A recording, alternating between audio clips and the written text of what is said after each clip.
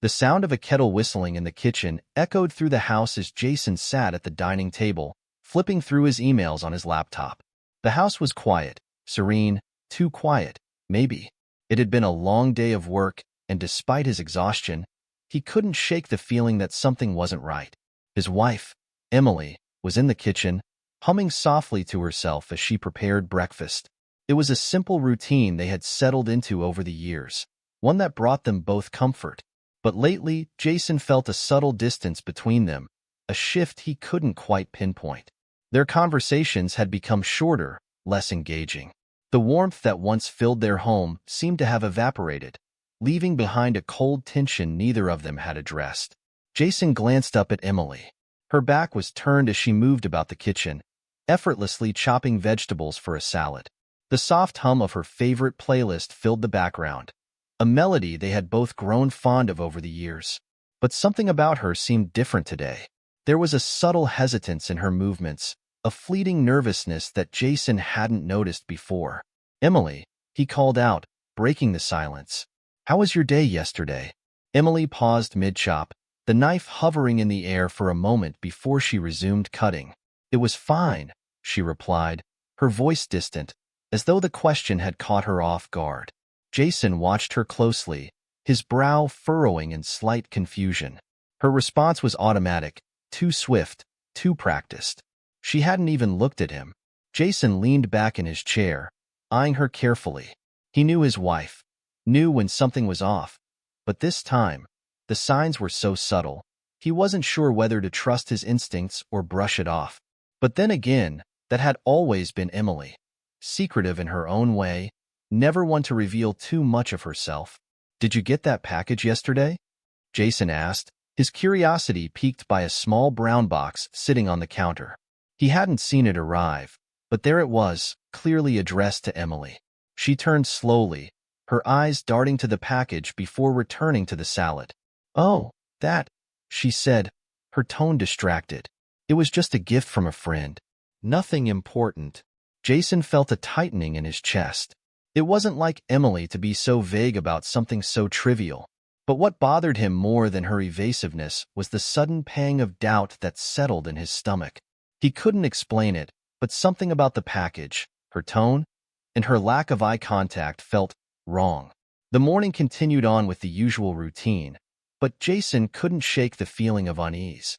As Emily served their breakfast, he noticed her phone buzzing on the counter, the screen flashing with a message from an unknown number. She glanced at it quickly, her face momentarily stiffening before she picked up the phone and placed it face down. Jason's heart raced. This wasn't like her. Emily had always been open with him about everything, from work to friends to their shared dreams for the future. But today, there was a wall between them, a wall Jason hadn't seen before. And that wall, that simple act of secrecy, sent a shockwave through his chest. He set his fork down, the sound of it clattering softly against the plate. "Who was that?" he asked, trying to keep his voice steady. Emily froze, her hands stilling midair as she reached for her coffee. "It's nothing," she said quickly, brushing it off with a smile that didn't quite reach her eyes. "Just some spam." Jason's eyes narrowed. There was no way it was spam.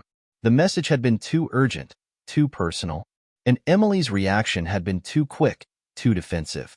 The rest of the meal passed in a haze of small talk, but Jason's mind was elsewhere, focused on the strange interactions that had been building up over the past few weeks. It wasn't just the phone message or the strange package. It was the little things, the late nights she had been coming home from work, the distant look in her eyes, the unexplained absences. Jason could feel something deep within him stirring, a gnawing suspicion that refused to be ignored. By the time they finished breakfast, the house seemed even quieter, the silence more oppressive. Jason cleared his plate and placed it in the sink, but his mind was miles away, racing through the possibilities. Emily was at the counter again, tidying up, her back turned to him as she hummed softly to herself. It was the calm before the storm, and Jason knew that whatever was going on, whatever Emily was hiding, he was about to uncover it. But for now, he had to wait, to let the mystery unfold on its own terms. As Emily moved to leave for the day, grabbing her purse and keys, Jason stood at the door. his heart pounding in his chest. He said, his voice barely above a whisper. Are you all right? Emily stopped in her tracks, her hand resting on the doorknob. She didn't turn to face him. Of course, she said, her voice tight. I'm fine. But Jason knew. He knew something was wrong. Something was hidden beneath the surface of their perfect life, and he was determined to find out what it was. The days following that unsettling morning blurred together in a haze of suspicion and dread. Jason found himself losing track of time, haunted by the image of his wife's face, her hurried gestures, the way she'd reacted to the strange message. Something was off. He was sure of it now. But every time he tried to confront her, the words lodged themselves in his throat, leaving him with nothing but the crushing weight of doubt. Jason had always prided himself on being a patient man, but this gnawing uncertainty was starting to take its toll. At work, he found it impossible to concentrate, his mind drifting back to Emily's every move. He began noticing things he hadn't before, small habits that seemed new or out of place. The way she avoided eye contact when he asked her about her day, the way she flinched when he touched her arm a little too casually. It was as though a veil had been lifted, and everything he thought he knew about his wife was now suspect. One night, after another hollow dinner where Emily barely spoke and retreated to the bedroom with her phone in hand, Jason stood in the hallway, staring at their bedroom door. He could hear her on the other side, the soft click of her typing, but she wasn't speaking, wasn't letting him in. Unable to bear it any longer, Jason decided to act. He wasn't a man to invade privacy, but desperation was taking root in his chest. He needed answers. He couldn't wait any longer. Quietly, he moved toward the dresser, his heart thudding in his chest. He'd never been the type to go through Emily's things, but tonight, something was different. He needed to know. With trembling hands, he slid open the top drawer, feeling the coolness of her silk scarves and neatly folded clothes. His fingers grazed the edges of a small, leather-bound journal. Emily's journal. A chill ran down Jason's spine as he held it in his hands. He'd never seen her write in it before, but the feel of it was familiar, too familiar, as if it were a part of her that he had never fully understood. His instinct screamed at him to stop, to put it back and let it go, but the quiet desperation in his gut pushed him onward. He flipped it open. The first few pages were filled with mundane notes, things about work, daily life. But then, his eyes froze on a sentence. I saw him today.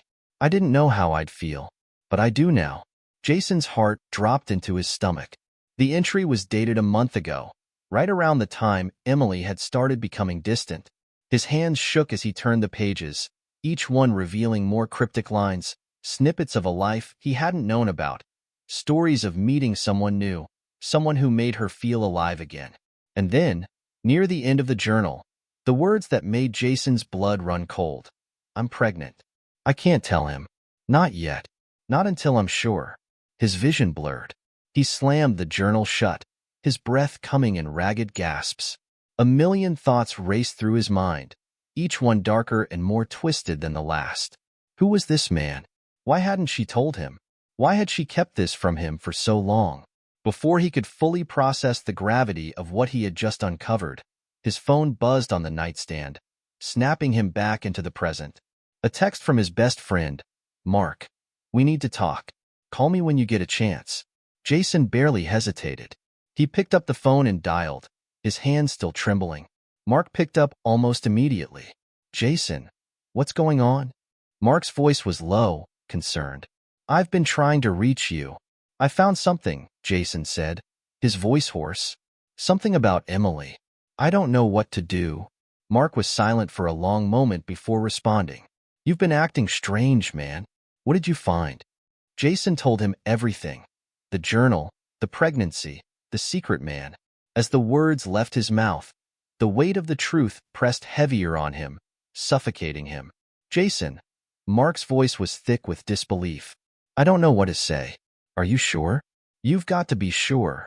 I am sure, Jason replied, the anger rising in his chest. She's been lying to me. For months. I don't know who this guy is, but I'm going to find out. I need to know the truth. I'll help, Mark said, his voice softer now. But man, You've got to be careful. This is big. If you confront her now, it could all blow up. You might lose everything." Jason didn't respond immediately. He was lost in his own swirling emotions.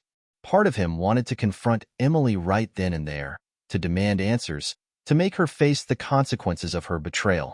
But another part of him, the part that had always trusted her, wanted to believe there was some other explanation. A misunderstanding, a lie of omission.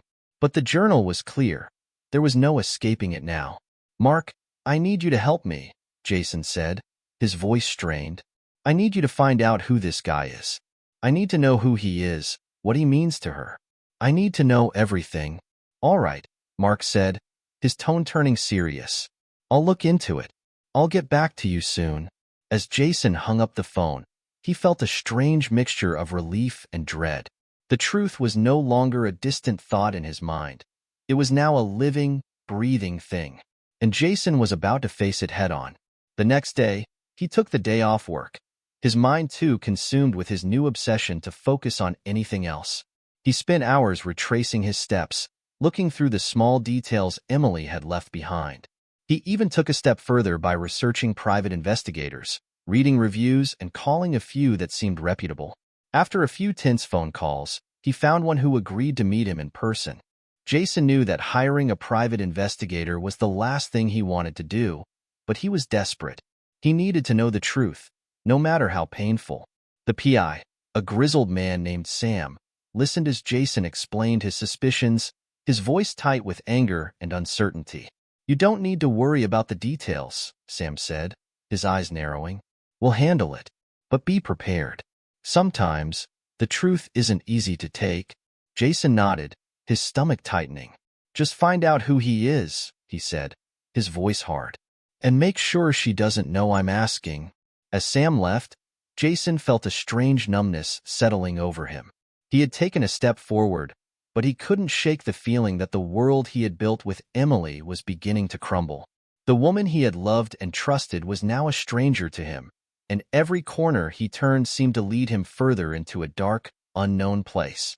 The tension was unbearable, and Jason felt his grip on reality slipping. The man he had been was no longer the same. He was becoming someone else, someone driven by anger, by betrayal, by the overwhelming need to uncover the truth. But with each revelation, each layer of deception, the weight of the discovery was taking its toll on him. He was spiraling, and he wasn't sure he could stop. The day the truth finally broke through Jason's fragile facade of denial was one that would forever haunt him. It came unexpectedly, like a storm on the horizon that he couldn't outrun. After weeks of chasing shadows, he had his answers, but they came with a cost he hadn't anticipated. The phone rang that afternoon, its shrill tone slicing through the silence of Jason's apartment like a jagged blade.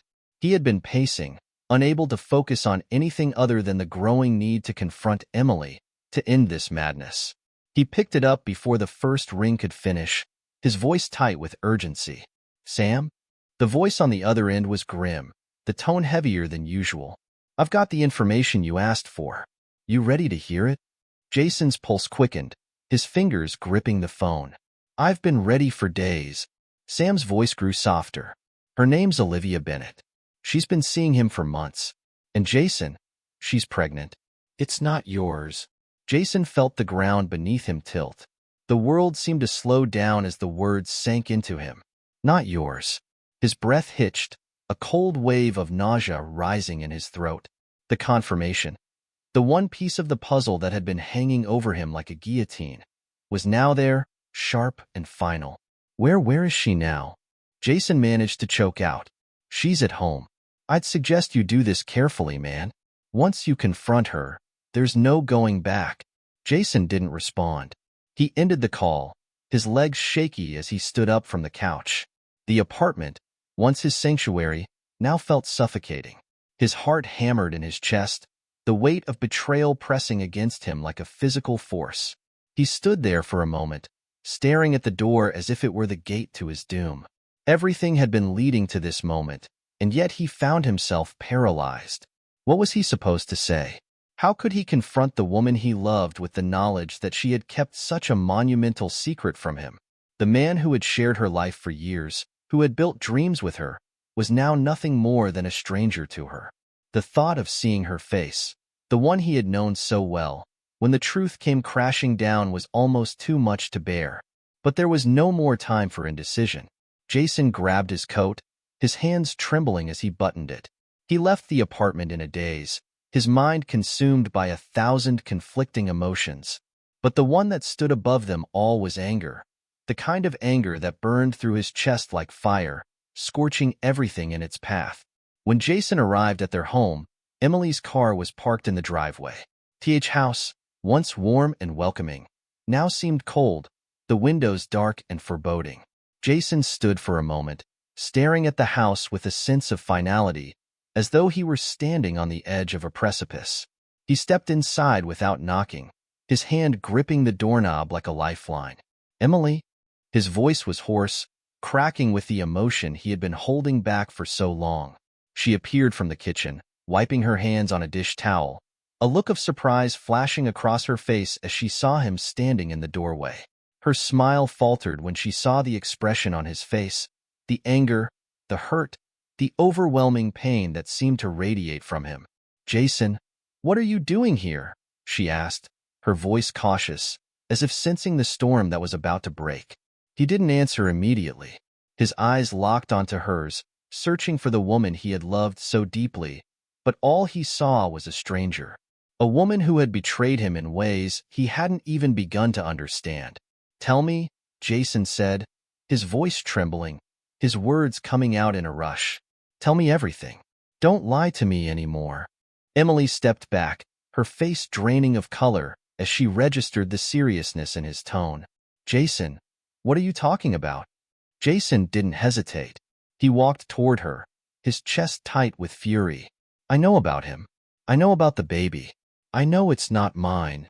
Her breath caught in her throat, and for a long moment, she didn't say anything. She simply stood there, her hands shaking at her sides. Jason could see the truth in her eyes before the words even came out. "Jason, please," she whispered, her voice breaking. "It wasn't supposed to be like this. Then tell me how it was supposed to be." Jason shouted, his voice rising in anger. "How was it supposed to be, Emily? How could you do this to me? How could you keep this from me for so long?" Emily looked away, unable to meet his gaze. The silence between them was suffocating, and for a brief moment, Jason thought she might not answer at all. But then, in a voice barely above a whisper, she spoke. "I never meant for it to happen this way," she said, her voice trembling. "I didn't want to hurt you, Jason. I didn't want this, but I was scared."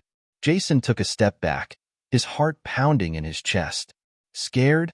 he repeated, his voice low and raw. "Scared of what? Of me? Of us?" Emily closed her eyes, as if trying to find the words.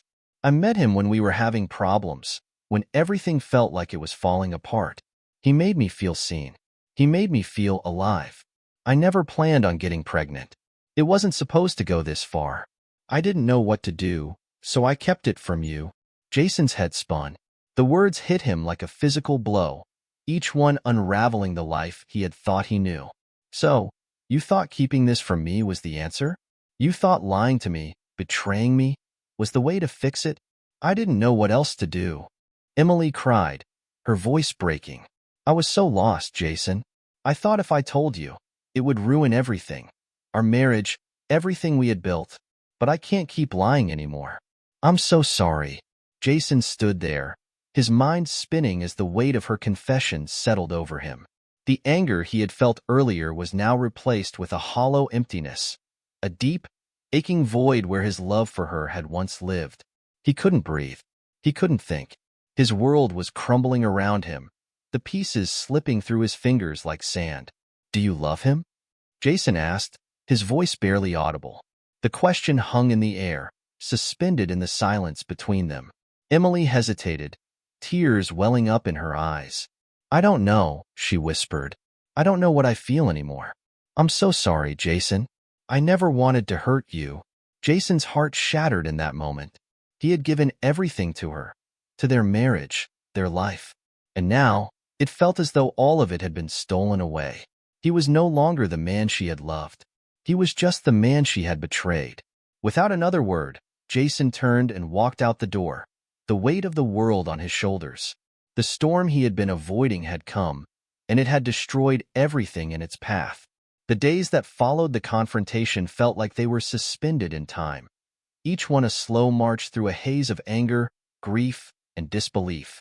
Jason had expected the pain to subside, to somehow find clarity in the aftermath of Emily's confession.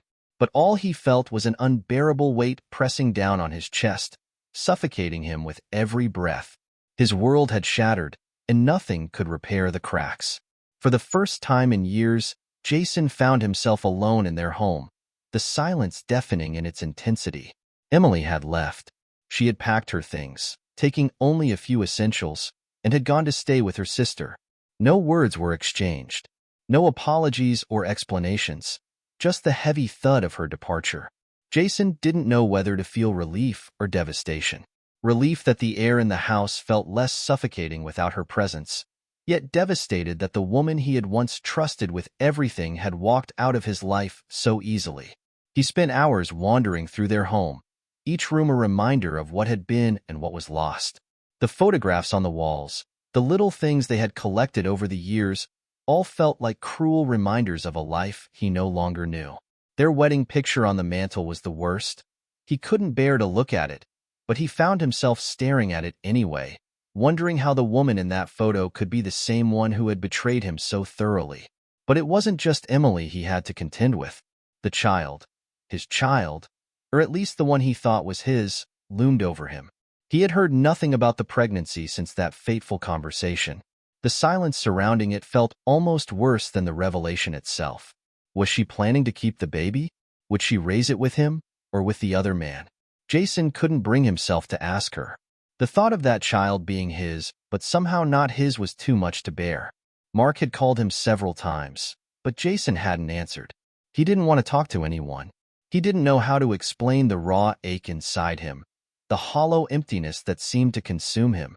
What was he supposed to say?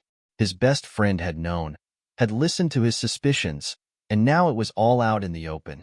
Mark had even offered to help him with the next steps, to help him process everything, but Jason wasn't ready. He couldn't put this pain into words yet. It was the weekend when Jason finally reached out to Emily. He had steeled himself for the confrontation, knowing that there would be no reconciliation, but needing to hear her voice one last time. He dialed her number, his finger hovering over the call button for a long moment before he pressed it. The phone rang twice before she picked up. Jason. Her voice was distant, cautious. "I didn't think you'd call. Where are you?" Jason asked, his voice hoarse. "I'm at my sister's," Emily replied softly. I don't know what to say to you. I don't know where we go from here." Jason closed his eyes, the pain of her words stabbing at him like a knife. He had expected the distance, but hearing her voice, so far away, so detached, made everything feel even more final. "I don't know either," he said, his voice faltering. "I don't know what happens next, Emily. I can't pretend everything's okay, because it's not. I don't know if I can forgive you." There was a long silence on the other end. When Emily spoke again, her voice was thick with emotion. "I never wanted to hurt you, Jason," she whispered. "I was so afraid of losing you, of everything falling apart. I didn't know what to do. I thought maybe it was better to keep the truth hidden, to protect you from the pain. But I was wrong. I should have been honest with you. I'm sorry. I'm so sorry." Jason's throat tightened as he struggled to keep his composure. He had heard the apology, but it didn't ease the pain. It didn't undo what had been done. "I don't know if I can live with this," Jason admitted, his voice barely above a whisper. "I don't know if I can look at you the same way again. I thought we were happy. I thought we were building something together. But now, everything feels like a lie." "I never meant for it to be a lie," Emily said quickly. "I never wanted to lose you. But I understand if you can't forgive me. I don't expect that. I just wanted you to know how sorry I am. You deserve better than what I gave you." The words lingered in the air between them, a painful truth that neither could deny. Jason didn't know how to respond. What was there to say? Forgiveness felt like an impossible mountain to climb. His mind, his heart, They couldn't reconcile the woman he had loved with the one who had betrayed him. He didn't say anything more. After a long pause, he simply said, "Goodbye, Emily." And with that, he ended the call. For the next few days, Jason Bailey left his apartment. He didn't know what to do with himself, where to go, or how to move forward. He found himself questioning everything. His marriage, his decisions, his identity. Who was he now that his life had been turned upside down? Was he still the man who had trusted Emily with his heart? Or was he someone else entirely? He found himself thinking about the other man, Olivia's partner. What did he know? Was he as much of a victim as Jason had been, or had he known all along? Jason hadn't heard from him, and part of him didn't want to. He wasn't sure if he could bear the thought of confronting this other man, this stranger who had somehow infiltrated their lives without warning. But there was no easy way out of this mess. There was no way to undo the damage. The truth had come out, and it was irreversible. The emotional toll of it all was heavier than Jason had anticipated. He had expected to feel anger, betrayal, but what he felt was a deep, consuming sadness. The life he had dreamed of, the future he had imagined with Emily, was slipping away, leaving only an empty space in its wake. One night, as Jason sat on the couch staring out the window, Mark finally called again. This time, Jason answered. "You okay, man?" Mark asked, his voice laced with concern. "I don't know anymore," Jason said quietly. "I don't know how to move on. I don't even know who I am anymore." "I get it," Mark replied. "This shit's hard. But you'll get through it.